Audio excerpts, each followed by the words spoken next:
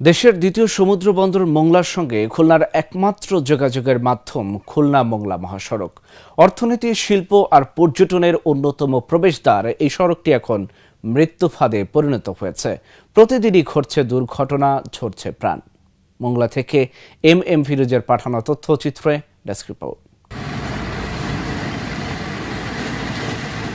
দীর্ঘদিন ধরে খুলনা মোংলা মহাসড়কের বুক জুড়ে কাদা, গর্ত আর জমে আছে বৃষ্টির পানি। 2 লেনের এই পুরনো সড়ক আর টিকতে পারছে না আধুনিক সময়ের চাপে। প্রতিদিনই ঘটছে ছোট বড় দুর্ঘটনা, নষ্ট হচ্ছে যানবাহন, থেমে যাচ্ছে জীবনের গতি।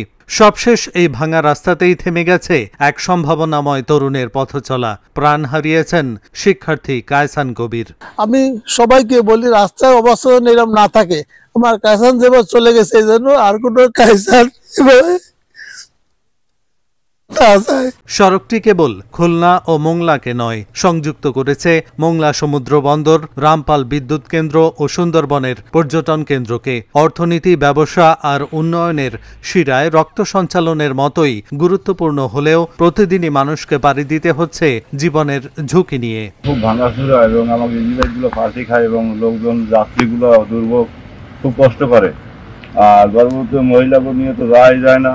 অনেক কিছু সমস্যা, জীবনের সমস্যা, যেরকম গাড়ি পাল্টি খাওয়ার ভয় আছে, যেরকম হরেন সেল, পাতি, এগুলো ভেঙে যাওয়ার আশঙ্কা বেশি থাকে। খুব ভয়াবহ রোড এইটা, প্রতিদিন নিয়তই অ্যাক্সিডেন্ট হয়, রাস্তার অবস্থা বেশি ভালো না।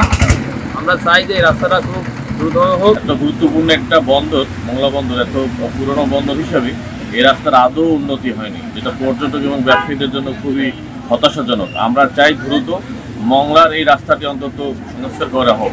কাটাখালী হাইওয়ে থানার অফিসার ইনচার্জ বললেন, মহাসড়ক 4 লেনে উন্নীত করা গেলে দুর্ঘটনার ঝুঁকি অনেকটাই কমে আসবে। রাস্তার বৃষ্টির কারণে অনেক অংশে রাস্তা ভেঙে গেছে, যদিও মেরামতের কাজ চলমান রয়েছে।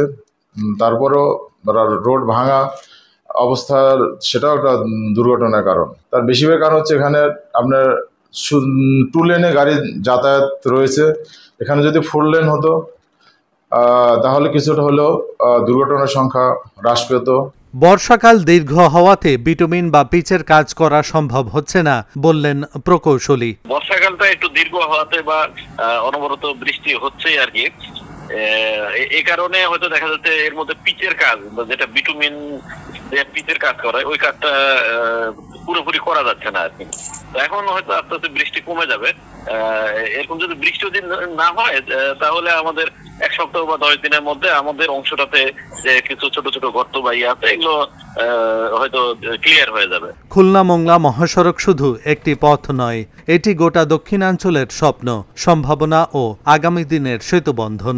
জরুরি ভিত্তিতে এই সড়ককে নিরাপদ ও যুগোপযোগী করে তোলাই এখন সময়ের দাবি। Dhaka journal, news desk.